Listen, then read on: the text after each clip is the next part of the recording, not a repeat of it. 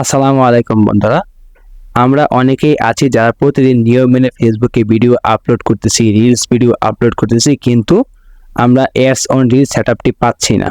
যদি আমরা এখানে যাই তাহলে আমরা দেখতে পাই যে এখানে আমাদের ক্রাইটেরিয়া শো করছে ইনভাইট অনলি, অর্থাৎ ফেসবুক আমাদেরকে ইনভাইটের মাধ্যমে জানিয়ে দেবে, কিন্তু প্রতিদিন কষ্ট করে ভিডিও আপলোড করার পরেও অনেকে 2, 3, 4 মাস পরেও সেটআপ কিন্তু পাচ্ছেন না। তো আজকে আমি আপনাদেরকে এমন একটি শর্টকাট উপায় বলবো যেটা আপনি পুরো ইউটিউব খুঁজলেও পাবেন না, কিন্তু উপায়টি অত্যন্ত কাজের। তো ভিডিওটি অবশ্যই দেখবেন এবং চ্যানেলটিকে সাবস্ক্রাইব করে দিবেন। এই উপায়টির মাধ্যমে আপনি অবশ্যই এই সেটআপটি পেতে পারেন।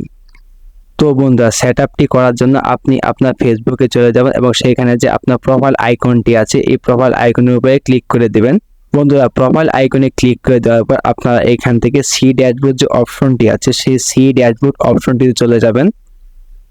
সি ড্যাশবোর্ড অপশনে চলে যাওয়ার পরে আপনারা এখান থেকে মনিটাইজেশন অপশনটিতে চলে যাবেন। বন্ধুরা, মনিটাইজেশন অপশনে চলে যাওয়ার পরে আপনারা এখানে অ্যাডস অন রিল অপশনটি আছে, এই অ্যাডস অন রিল অপশনটিতে চলে যাবেন এবং এখানে দেখেন ক্রাইটেরিয়া শো করছে যে ইনভাইট অনলি। তো এইখান থেকে আপনারা তেমন কিছু করতে হবে না, জাস্ট আপনার হাতের ফোনটিকে এদিক ওদিক করে 2 বার নাড়াচাড়া দেবেন। তো আমি দিয়ে নিচ্ছি। তো বন্ধুরা, 2-3 বার নাড়াচাড়া দেওয়ার পরে দেখবেন যে অটোমেটিকলি এখানে একটি অপশন চলে এসেছে রিপোর্ট প্রবলেম। তো আপনারা এইখান থেকে ফেসবুকের কাছে রিপোর্ট করবেন, অবশ্যই সমাধান পাবেন। তো এখানে আপনারা রিপোর্ট প্রবলেম এই অপশনটিতে ক্লিক করে দেবেন। দেখেন আমার একটা রিপোর্ট ক্রিয়েটিং হচ্ছে এখান থেকে।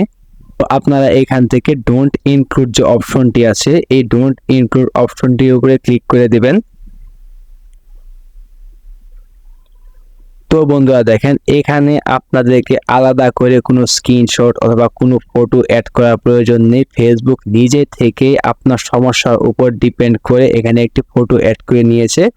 এখানে যে ডেসক্রিপশন বক্সটা আছে আপনারা শুধুমাত্র এখানে লিখে দেবেন ইংলিশে যে আমি প্রতিদিন নিয়ম মেনে ফেসবুকে কন্টেন্ট মনিটাইজেশন পলিসি এটাকে মেনে ভিডিও আপলোড করতেছি 2 থেকে 3 মাস যাবত এবং এটা আমি রেগুলারলি করতেছি, তাও ফেসবুক আমাকে অ্যাডস অন রিল সেটআপটি দিচ্ছে না। এবং শেষে আপনি গিয়ে আপনার আইডি অথবা পেজের লিঙ্কটাকে দিয়ে এখান থেকে সাবমিট করে দিবেন।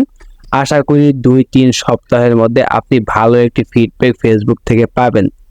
তো অ্যাডস অন রিল সেটআপ না পাওয়ার পরে এটাই হচ্ছে রিপোর্ট করার সবথেকে কার্যকরী উপায়।